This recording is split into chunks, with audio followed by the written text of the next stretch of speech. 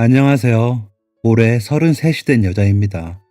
지난 3년간 제가 겪은 말도 안 되는 일을 들려드리고자 제 사연을 보내요. 저의 어릴 적 기억의 첫 조각은 선생님과 저 단둘뿐인 어린이집으로 어머니가 부랴부랴 달려오시는 장면입니다. 저는 어릴 적부터 영특하다는 말을 자주 들으며 자랐어요. 그래서 그런지 어머니가 어떤 일을 하시는지 아주 어릴 적에도 어렴풋이 알고 있었습니다.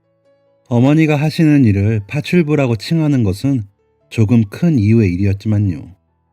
어머니는 아침 일찍 나가셔서 저녁 늦게 들어오시는 분이셨습니다.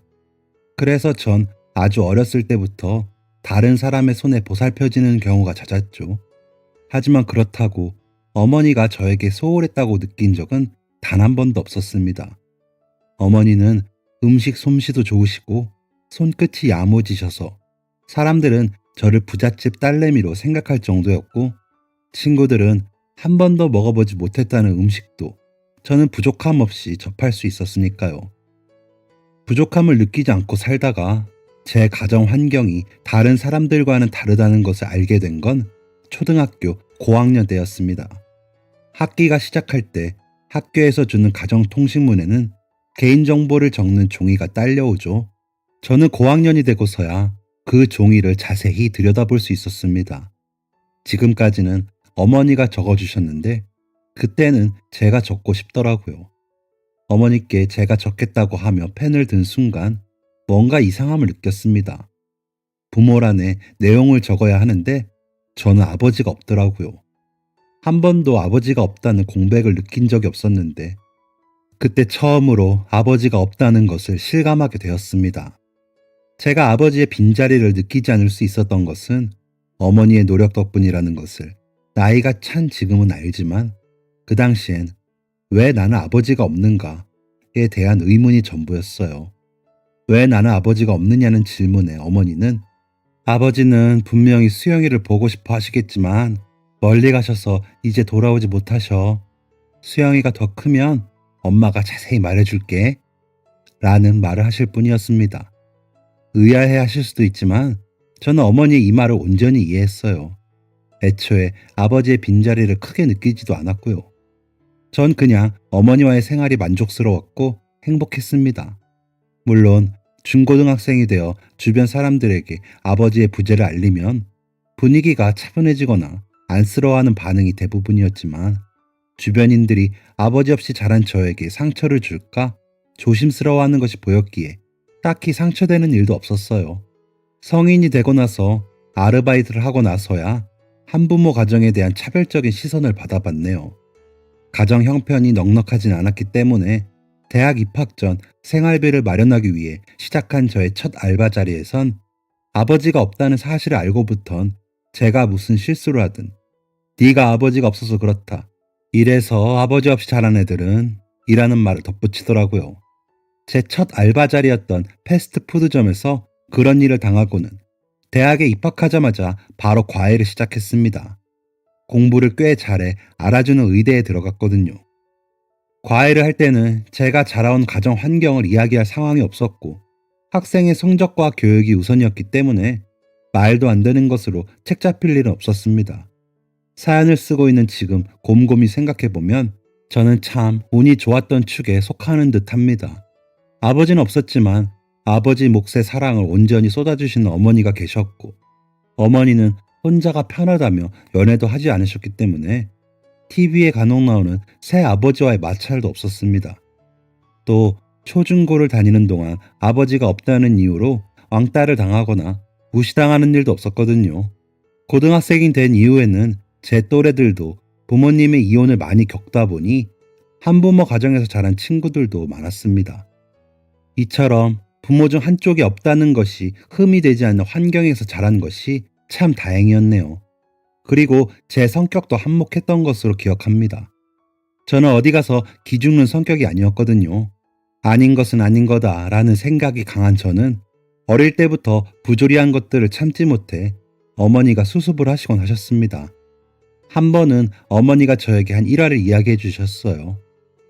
어머니와 저는 버스를 타고 이동 중이었는데 보통은 어머니의 무릎 위에 앉아 조잘조잘 떠드는 제가 그날따라 너무 조용했다고 하셨어요.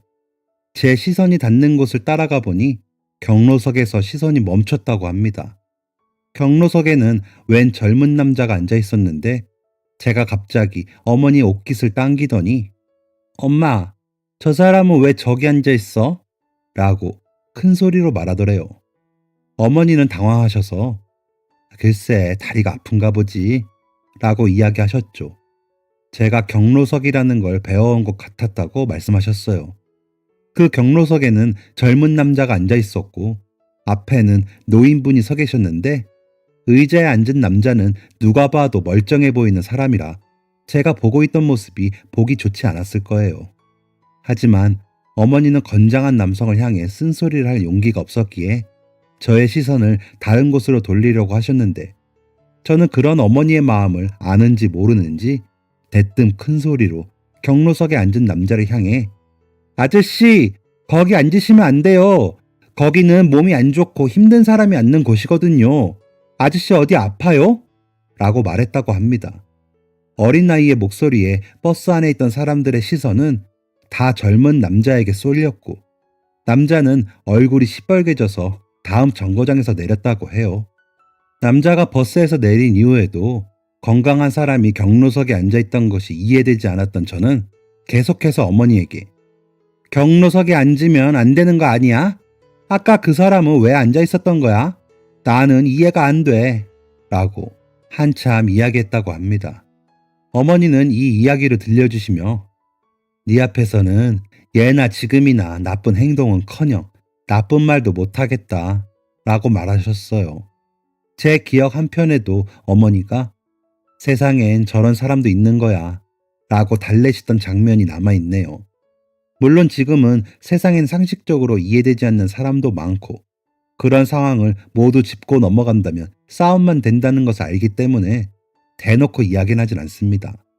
하지만 약자를 향한 무례한 행동에는 확실하게 선을 긋는 편이에요. 왜냐하면 저와 어머니는 어쩔 수 없는 약자였기 때문입니다. 어머니는 천성이 유한 분이셨어요. 말씀도 부드럽고 우아하게 하셨고 시장에서 어머니가 말씀하시는 것만 들으면 부잣집 사모님이 시장 보러 나오는 줄 알 정도였으니까요. 심성도 고우셔서 주변에 홀로 사는 노인들이나 부모가 없는 아이들, 불쌍한 사람들에게 늘 도움의 손길을 내미셨습니다. 어머니는 평일에 일찍 나가셔서 늦게 들어오셨지만 주말엔 조금 일찍 집에 들어오셨어요. 그럴 때면 전 어머니의 손을 잡고 봉사활동을 가곤 했습니다. 갈 곳 없는 아이들을 돌보고 있는 교회에 가서 어머니가 빨래를 하고 식사 준비를 하시면 저는 아이들과 놀거나 어머니의 일을 거들곤 했어요. 아무것도 모르는 어린 나이에 간 봉사활동이었지만 행복해 보이는 어머니의 모습에 저 또한 즐거운 마음으로 함께할 수 있었습니다. 또래들과 노는 게 반절이었지만요. 지금도 어머니와의 추억을 떠올리면 해가 뉘엿뉘엿할 때 봉사활동을 끝내고 집으로 돌아가던 길 어머니가 사주시던 사탕 하나가 생각납니다. 이런 아름다운 기억이 있지만 좋은 기억만 있는 것은 아니에요. 저와 어머니는 사회적 약자에 속했기 때문에 여러 가지 좋지 않은 일을 겪기도 했습니다. 가장 또렷하게 기억나는 큰 일은 제가 고등학생 때였어요. 고등학생 때는 한창 대학 입시를 준비하고 있었기 때문에 야자를 마치고 독서실에 갔다가 새벽 1시 반쯤 집에 돌아가는 생활을 하고 있었죠. 어머니가 그 시간까지 집에 들어오지 않을 리가 없기 때문에 아무 생각 없이 집 문을 열고 들어갔는데 집이 캄캄한 거예요. 어머니는 매일 거실에 앉아 제가 돌아올 때까지 기다리셨는데 그날엔 어머니도 안 계시고 불도 안 켜져 있어 의아했죠. 어머니는 평소에 공부하는데 방해될까 연락을 안 하시고 제가 집으로 돌아간다는 연락에만 답장하셨습니다. 그런데 그날엔 어머니가 제 연락에 답장이 없기에 주무시나 생각만 하고 집으로 돌아간 참이었어요. 냉기가 도는 집, 흔적 없는 어머니의 모습, 처음으로 공포스러운 감정을 경험하고 경찰서에 전화를 했습니다. 덜덜 떨리는 목소리로 엄마가 집에 있어야 하는데 엄마가 없어요 라고 말하니 저의 주소를 묻는 경찰에게 주소를 대답했습니다. 그러자 얼마 안 있어 전화기 너머로 엄마의 목소리가 들리더군요. 이 시간에 엄마가 경찰서라니. 엄마가 무사하다는 안도감과 함께 의아함이 찾아왔어요. 어머니는 저를 우선 안심시키시고 전화를 끊으셨습니다. 어머니를 밤새 기다리다 잠깐 잠들었다 깨니 어머니가 집에 계시더라고요. 아침을 준비하고 계신 어머니에게 어떻게 된 것인지를 물었지만 어머니는 대답해 주지 않으셨습니다. 한 번도 본 적 없는 단호한 표정으로 자초지종을 묻는 저의 말을 끊고 학교 갈 준비를 시키시던 어머니가 낯설어 더 이상의 질문을 하지 못한 채 등교할 수밖에 없었습니다. 학교에 가서도 무슨 일이었길래 어머니가 그 시간에 경찰서에 있었던 것인가에 대한 생각만 가득했어요. 우등생으로 손꼽히는 제가 도통 수업에 집중하지 못하자 대체 무슨 일이냐며 물으신 선생님이 한두 분이 아니었습니다. 결국 저는 야자도 하지 않고 집으로 돌아갔습니다. 먼저 집에 들어가 어머니를 기다리고 있자 어머니가 돌아오셨고 어머니는 제가 이 시간에 집에 있는 것에 놀란 듯 보였습니다. 하지만 이내 제가 왜 야자도 하지 않고 집으로 돌아왔는지 눈치채시고 어제 있었던 일에 대해 말씀해 주셨어요. 아무래도 이사 가야 할 것 같아. 어머니의 첫마디였습니다.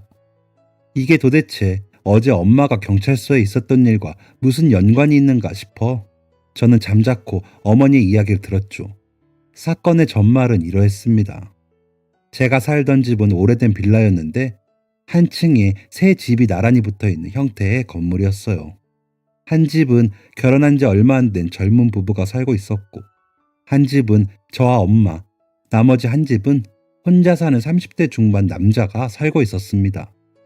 젊은 부부는 맞벌이라 저는 거의 본 적이 없었어요. 저는 주말의 대부분의 시간을 독서실과 제 방 책상 앞에서 보냈기 때문에 아침은 학교 갈 때나 한두 번 마주치는 게 전부였죠. 하지만 혼자 사는 30대 중반 남자는 제가 삼촌이라고 부를 정도로 이사 왔을 때부터 가깝게 왕래하던 사람입니다. 가깝게 왕래했다고 해봤자 신혼부부 집보다 자주 봤다 뿐이지 음식하면 가끔 나눠주고 제가 집에 돌아올 때 밖에 나와 담배 피우는 삼촌과 인사하는 게 전부였지만요. 어머니도 저와 마찬가지셨습니다. 다만 저보다 집에 있는 시간이 길어 쓰레기를 버리러 가거나 장본가를 옮길 때 한두 번 도움을 받으셨다고 해요. 도움을 받으면 보답을 하는 게 몇 번 있다 보니 이웃 사촌으로 잘 지내고 있었습니다. 그 삼촌은 뚜렷한 직업이 있는 것 같진 않았어요. 직업이 있는 30대 남자가 하루 종일 집에 있을 리가 없으니까요. 엄청 지저분한 모습은 아니었지만 그렇다고 깔끔한 행색은 아니었습니다. 음침하거나 기분 나쁜 성격도 아니었고요. 삼촌에 대한 인식은 어머니도 마찬가지였습니다. 제가 가지고 있는 생각 그 이상도 그 이하도 아니었고 필요한 대화 이외엔 사적인 대화도 해본 적이 없다고 하더라고요. 엄마가 어제 일을 얘기하면서 삼촌의 이야기를 한 이유가 있었습니다. 삼촌은 어머니와 자신의 관계를 연인 관계라고 착각하고 있었어요. 어머니는 사람이 집에만 있는 것 같긴 했지만 뭔가 이유가 있을 거라고 생각했고 매일 운동도 하고 쾌활해 보이길래 함부로 그런 생각을 할 줄은 꿈에도 몰랐다며 난색을 표하셨어요. 저 또한 마찬가지였어요. 어떤 부분에서 연인이라고 생각했다고 하냐 물었더니 어머니가 규칙적으로 쓰레기를 버리러 가는 시간, 출퇴근하는 시간에 마주치는 것들이 연인 사이의 약속이고 시그널이라고 생각했다고 합니다. 어머니는 규칙적으로 생활하시는 것뿐이었는데도 말이죠. 또 자신에게 친절하게 웃어주고 대화해주는 것을 보고 사랑의 마음이 생겼고 어머니도 자기에게 호감이 있어 잘해주는 것이라 생각했다 합니다. 하지만 관계에 더한 진전이 없자 어머니가 퇴근하는 길에 숨어있다 어머니를 덮친 것이라고 했어요. 큰일은 아니었다며 공격이라 표현하셨지만 덮친 게 맞았습니다. 다행히 길을 지나가는 남성들에게 장면이 목격되어 어머니를 덮치려던 순간 제지를 당했다고요. 무슨 일이 일어난 것은 아니기에 어떤 조치를 취해줄 수는 없다는 경찰의 이야기를 듣고 돌아오셨다고 합니다. 다만 옆집에 살고 있다는 점과 저희 집에 어머니와 저뿐이라는 사실을 들은 경찰들의 배려로 어머니와 제가 이사를 준비하는 기간 동안에는 마주치지 않도록 하겠다는 삼촌의 약속을 받을 수 있었다고 합니다. 어머니는 담담한 듯 말하셨지만 같은 여자로서 당시에 느꼈을 두려움과 수치심이 어떠했을지 어린 마음에도 알았기에 고3을 앞둔 시기였지만 어머니를 따라 이사 준비를 서둘렀습니다. 어머니와의 사이에 남녀간에 어떤 것도 없었다는 사실을 받아들이지 못한 삼촌이 저희 집에 와서 난동을 부리는 일도 있었고 저를 붙잡고 너 때문이다. 너 때문에 새로운 사랑을 하지 못하는 것이다. 라고 행패를 부리기도 했습니다. 사건 이후에 알게 된 삼촌은 무지개 부모님 사망보험금으로 놀고 먹는 게임 중독자였어요. 망상증과 피해의식도 상당한 것으로 보였죠. 처음 보는 삼촌의 모습이 무섭기도 했지만 피해를 본 것은 어머니였기 때문에 제가 단단해질 수밖에 없었어요. 여자 혼자 아이를 키우니 당연히 외로울 것이라는 편견 때문에 일어난 이 일이 다시는 반복되지 않기 위해 저는 저와 어머니를 위해 강해지기로 했죠. 왜 피해를 당한 우리가 이사를 가야 하는가? 라는 의구심이 들었지만 그건 피해 당한 게 아니라는 경찰의 입장에 어쩔 수 없이 이사를 가게 되었습니다. 새로 터를 잡게 된 곳은 급하게 구한 곳이라 전에 살던 곳보다 좁고 학교와도 먼 곳이었지만 저는 괜찮았습니다. 누군가의 위협 없이 엄마와 사는 게 가장 중요한 부분이었으니까요. 어머니는 이런 갑작스러운 이사에 미안해 하셨지만 저는 어머니를 안심시키기 위해 더 열심히 공부했습니다. 제 성적이 떨어진다면 어머니가 이사 때문이라고 자책하실 게 뻔했어요. 하지만 그렇다고 이사를 안 할 순 없었죠. 어머니는 옆집의 삼촌처럼 위험한 사람 가까이에 저를 두고 싶지 않아 하셨으니까요. 그런 큰 일을 겪고 난 후 저는 어머니와 저를 지키겠다는 생각으로 공부에 매진했습니다. 누구도 무시하지 않을 직업, 동시에 나와 같은 약자를 도울 수 있는 직업, 이런 고민 끝에 저는 의사가 되기로 했습니다. 사교육 한 번 받지 못했던 제가 의대에 진학할 수 있었던 원동력은 누군가를 도우며 행복했던 어머니와의 기억과 피해자임에도 도망치듯 이사를 갈 수밖에 없었던 사건, 그리고 파출부일로 부르튼 어머니의 손이었습니다. 전액 장학생으로 의대 입학이 확정된 날 어머니와 저는 부둥켜 안고 한참을 울었어요. 어머니는 저에 대한 기특함과 미안함의 눈물을, 저는 해냈다는 기쁨과 안도감의 눈물을 흘렸습니다. 입학 전의 아르바이트와 입학 후의 과외 활동으로 집안의 벌이가 2배가 되자 저의 집의 살림은 조금씩 나아졌어요. 도망치듯 이사 갔던 집에서 조금 더 넓은 집으로 옮겨가고 주말엔 어머니와 좋은 데서 식사도 할 수 있었죠. 반복되는 시험과 과제, 공부, 이후엔 실습까지 눈코 뜰 새 없이 바쁜 시간들이었지만 그래도 행복했습니다. 제 꿈에 한 발자국 더 가까워진 것이니까요. 대학생 때는 바쁜 시간을 쪼개 연애도 하고 동기들과 여행도 가며 꿈 같은 청춘을 보냈지만 대학 졸업 후에는 대학 생활과는 비교도 안 될 정도의 바쁜 시간들이 준비되어 있었습니다. 자연스럽게 어머니와의 시간은 줄어들게 되었죠. 저는 어머니에게 이제 좋은 어른 만나서 연애라도 해라. 일 때문이라면 이제 그만해도 된다. 라는 말을 입에 달고 살았지만 어머니는 일과 집, 그리고 저밖에 모르셨습니다. 그리고 일과 집, 저밖에 모르시던 제 어머니는 예고도 없이 갑작스레 돌아가셨습니다. 병원에서 근무 중 어머니에게 전화가 왔습니다. 너무 바빠서 전화를 받지 못하고 잠시 후에 다시 걸어야지 라고 생각한 찰나 잠깐 끊긴 전화벨이 다시 울렸습니다. 2~3번 반복된 전화에 이상함을 느끼고 전화를 받으니 웬 남자가 김미진 씨 가족 맞으신가요? 여기 119입니다. 라고 말하는 소리가 들려왔습니다. 저는 곧장 어머니가 있다는 병원으로 달려갔어요. 택시에서 내리는 어머니와 신호위반 오토바이가 부딪히며 난 사고였죠. 저는 제 어머니를 보자마자 무너질 수밖에 없었어요. 저는 의사입니다. 수많은 응급 환자를 보았고 많은 죽음을 목격한 사람이었죠. 그런 의사의 눈으로 바라본 어머니에겐 죽음이 임박해 있었습니다. 어머니가 실려간 병원에서 일하고 있는 동기가 절 발견하고 절 격리한 채 할 수 있는 모든 조치를 취했지만 어머니는 끝내 숨을 거두고 마셨습니다. 준비되지 않은 죽음이 얼마나 가혹한지 많이 보아왔지만 제가 가장 사랑하는 어머니의 죽음을 겪어보니 그 가혹함은 숨 쉬는 것조차 까먹을 정도의 고통이었습니다. 저와 어머니는 친척도 없었기 때문에 은사님의 도움을 받아 겨우 장례를 준비할 수 있었어요. 어머니의 죽음부터 장례식까지 어떤 정신으로 그 자리를 지켰는지 모르겠습니다. 조문객을 받을 정신도 없이 멍하니 앉아있는 저의 정신을 깨운 건 처음 본 아주머니였습니다. 아주머니는 눈물을 뚝뚝 흘리시며 제 손을 붙잡고 한참을 앉아 계셨어요. 미안하다, 미안해. 제 손을 붙잡고 계시던 아주머니의 첫 마디였습니다. 그분은 정중히 조의를 표하셨고 한참 동안 제 옆에서 눈물을 흘리시더니 조문객들을 맞이하기 시작하셨습니다. 장례를 도와주던 지인들은 저분이 누구시냐 물었지만 저는 아주머니가 누구인지 생각할 겨를도 나도 모른다며 지인들에게 설명할 정신도 없었습니다. 그 아주머니는 저에게 아무 말도 하지 않으시고 모든 장례 절차를 함께 하셨습니다. 그분이 여전히 계시다는 것을 알았을 때는 제가 상복을 벗은 이후였어요. 상복을 벗으면 어머니가 정말 죽은 게 현실일 것 같아서 차마 갈아입지 못할 때 그분이 제 옷을 챙겨다 주셨거든요.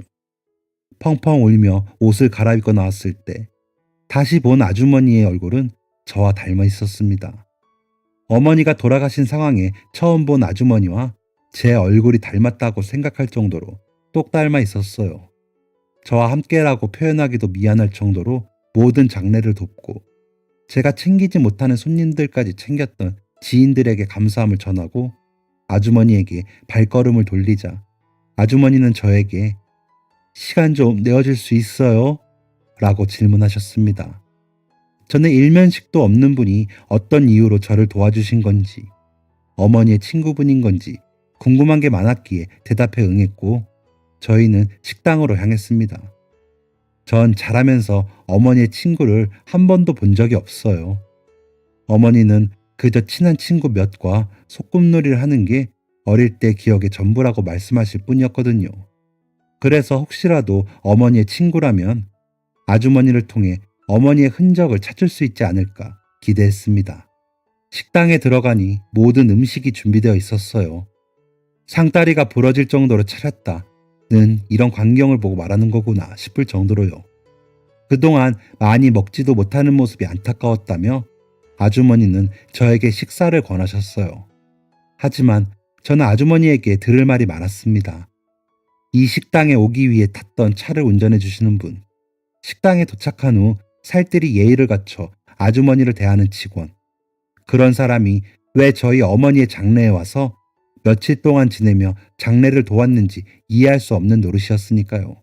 저는 도와주셔서 감사합니다. 제가 경황이 없어서 누구신지도 모르고 도움만 받았네요. 괜찮으시다면 지금이라도 어떻게 저희 어머니와 아시는 분이신지 알고 싶습니다. 라고 정중히 질문했습니다. 제 질문에 아주머니는 다시금 눈물을 펑펑 흘리셨어요. 이렇게 잘 커줘서 다행이다 라면서요. 눈물을 한참 흘리시던 아주머니는 저에게 상자 하나를 건네주셨어요. 그 상자 안에는 사진 몇 장과 편지 몇 장이 있었습니다. 사진에는 제 생년월일이 적힌 쌍둥이 신생아의 사진과 아주버니가 누군가와 주고받은 편지가 있었죠. 나와 너무나도 닮은 아주머니의 얼굴, 내 생년월일이 적힌 신생아 사진이 설마 하는 생각을 심어주었지만 설마 나에게 그런 영화 같은 일이 있을 리가 없다며 애써 부인했어요. 하지만 두 번째 사진과 편지 한 통을 본 이후에는 설마가 확신으로 바뀌었습니다. 신생아의 사진을 넘기자 제가 가지고 있는 사진과 똑같은 사진이 들어있었어요. 제 돌을 맞아 찍은 사진이라고 했습니다. 다만 제가 가지고 있는 사진과는 조금 다른 점이 있었어요. 제가 가지고 있는 사진에는 어머니가 저를 안고 있는 모습뿐이었는데 아주머니가 주신 사진에는 저를 안고 있는 어머니와 저와 같은 옷을 입고 있는 아이를 안고 있는 아주머니의 모습이 함께 담겨 있었습니다. 그리고 편지지를 열었더니 익숙한 필체가 보였습니다. 누가 봐도 어머니의 정갈한 필체였어요. 수키야, 편지 잘 받았어. 우리가 비록 이렇게 떨어져 있지만 나는 너와 했던 약속을 기억해. 언젠가 이 문제들이 해결된다면 우리는 모든 것들을 되돌릴 수 있을 거야. 그때까지 각자 열심히 살자. 그리고 아이들을 잘 키워보자. 우리에겐 우리의 미래뿐만이 아니라 아이들의 미래도 있다는 거 기억하면서 살자. 다시 편지할게. 꼭 건강해. 믿기지 않았고 믿고 싶지 않았지만 사진과 편지를 통해 알 수 있는 사실은 저희 어머니가 사실 제 친어머니가 아니라는 것과 이번에 처음 본 아주머니가 제 친어머니라는 것이었어요. 거기다 쌍둥이 형제까지. 저는 이게 대체 무슨 일인가 싶었습니다. 혼란스러워하는 저의 모습이 보였는지 아주머니는 모든 사연을 설명해 주셨어요. 30년 전 아주머니는 아주 귀한 쌍둥이를 얻으셨고 유복한 친정과 시댁 환경 덕에 아무 부족함 없이 아이를 기를 수 있었습니다. 남편의 사업은 날이 갈수록 상승세였고 좋은 일만 있을 거란 생각했죠. 하지만 아이들이 두 돌이 될 무렵 회사가 큰 위기를 겪으며 도산 위기에 처했고 위기를 극복해보고자 동분서주하던 남편은 갑작스러운 사고로 사망하게 되었다고 합니다. 남편의 갑작스러운 사망으로 인해 당시 셋째 아이를 임신 중이었던 아주머니는 아이마저 잃게 되고 그 아픔이 가시기도 전에 남편의 죽음을 기다렸다는 듯이 회사 직원들의 횡령과 사기가 드러나 막대한 책임 보상이 아주머니에게로 돌아갔습니다. 아주머니 남편의 사업은 시댁에서 하는 사업이었고 모든 타격은 시댁으로 돌아갔기 때문에 도움을 줄 곳은 친정뿐이었고 아주머니는 아이를 잃은 슬픔을 충분히 겪지도 못한 채 살아갈 방편을 찾기 위해 친정의 도움을 구할 수밖에 없었습니다. 하지만 친정도 남편의 사업에 많은 투자를 했기에 상황이 좋지 못했죠. 회사의 도산 위기와 동시에 횡령과 사기를 저지른 직원들은 이미 어디론가 사라진 후였고 한 번도 사회생활을 해본 적 없는 아주머니에게는 이 모든 위기가 자신을 집어삼킬 것처럼 느껴졌다고 했습니다. 모든 것을 포기하고 아이들과 죽어버릴까 생각하는 아주머니를 붙잡아 준 것은 바로 저의 어머니였다고 했어요. 어머니는 아주머니의 친정에서 일하시던 입주 가정부의 딸이었고 성별과 나이가 같고 신분 차이가 난다고 나무라는 어른도 없었기 때문에 두 아이는 어릴 때부터 자매처럼 컸다고 했어요. 입주 가정부의 딸이었다고 해도 어머니는 회사를 들어가고 싶어 했기 때문에 열심히 공부해서 대학에 입학한 분이었죠. 공부로는 꽤 유명했었다고 했습니다. 저는 처음 듣는 이야기였어요. 그렇게 꿈을 쫓아 살던 어머니는 가장 친한 친구가 무너지는 것을 보시고 큰 결심을 하십니다. 바로 아주머니의 두 아이를 서로 나눠 키우다 상황이 나아지면 다시 자신들의 자리를 찾아가자는 제의를 아주머니에게 하게 된 거죠. 그 두 아이 중 여자아이가 저이고 남자아이는 아주머니의 아들이라 했습니다. 가족 같은 친구가 자기뿐만 아니라 아이마저 포기할까 두려웠던 꿈 많던 저의 어머니는 그렇게 저를 데리고 가족들조차 모르게 떠나셨습니다. 아무리 막역한 사이였다 해도 딸이 친구의 아이를 데려다 키운다는데 좋아할 부모님이 있을 리가 없으니까요. 아주머니는 그때의 상황이 인생에서 처음 겪은 가장 힘들었던 일이라 그때 결정한 것이 옳은 선택이었는지 항상 의문을 품고 살고 있었다고 하셨습니다. 눈앞의 문제만 해결되면 모든 것이 다 제자리로 돌아갈 것이라고 생각했지만 이미 터져버린 문제는 또 다른 문제를 가지고 왔고 예전의 삶으로 돌아가기에는 너무 많은 것들이 바뀌어져 있었으니까요. 아주머니의 의문은 저와 어머니를 만날 시간이 점점 늦춰질수록 깊어져 갔다고 합니다. 얼떨떨하게 아주머니의 이야기를 듣던 저는 문득 화가 났어요.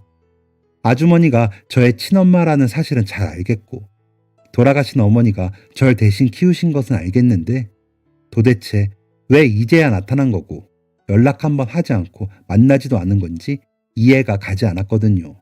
증거가 있다 한들 저와 어머니를 다시 만나고 싶었다는 아주머니의 이야기를 쉽게 믿을 수도 없었고요. 그래서 저는 아주머니에게 사모님이 저를 낳아주신 분이라는 것도 알겠고 제 어머니와 오래된 친구 관계라는 것도 알겠어요. 어떤 사정이 생겨 부득이하게 따로 살게 된 것도 알겠고요. 그런데 정말 연락할 수 없었나요? 어떻게 그 긴 시간 동안 편지 한 통, 전화 한 통 없었을 수가 있죠? 라고 물었습니다. 아주머니의 표정에는 착잡함이 묻어 있었습니다. 아주머니는 변명처럼 들리겠지만 이라고 말문을 여셨어요. 어머니가 저를 데리고 떠나신 후 3, 4년 동안은 꾸준히 편지를 주고받으셨다고 해요. 상황상 전화를 하기엔 위험 부담이 있어 최대한 편지로 소통했다고 하더라고요. 두 분은 아직 아이들이 어리니 이 모든 사실을 알려주기엔 시기가 적절하지 않다고 생각했고 3, 4년 동안 상황이 많이 나아졌으니 조금만 더 있다가 자연스럽게 다시 저를 만날 생각이었다고요. 그렇게 드디어 가족들이 모여 살 수 있는 길이 생겼다 라고 생각한 찰나 일이 터졌다고 합니다. 빚과 망한 사업의 후폭풍은 생각보다 너무 강했고 3, 4년 동안 이런저런 고생을 겪었다 한들 사회 경험 없는 20대 후반 여자가 이겨내기엔 쉽지 않았기에 해외로 도망치듯 떠날 수밖에 없었다고 합니다. 두 번째로 찾아온 시련에 어쩔 줄 몰라 하던 때 우연히 연락이 닿은 먼 친척분의 설득으로 일본으로 가게 된 아주머니는 한국에서만큼 시달리던 건 아니었지만 아무 준비 없이 자리 잡게 된 타국에서 많은 고생을 하셨다고 해요. 친척분이 적응할 수 있도록 도움을 주긴 하셨지만 그 친척분도 넉넉한 환경은 아닌지라 그 도움도 한 달을 채 가지 못했다고 합니다. 결국 아주머니는 모든 것을 바닥부터 홀로 했어야 했고 설거지부터 잡일을 하며 타국에서 지내는 것이 만만치 않은 일이었다고 합니다.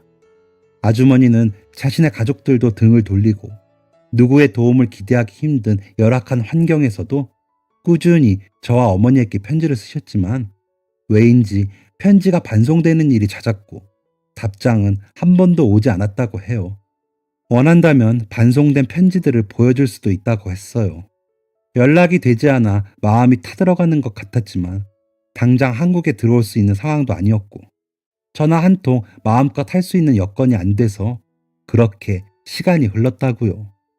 아주머니는 보고 자란 게 그런 것뿐이라 해외에서 다진 기반으로 사업을 성공할 수 있었다고 말씀하셨어요.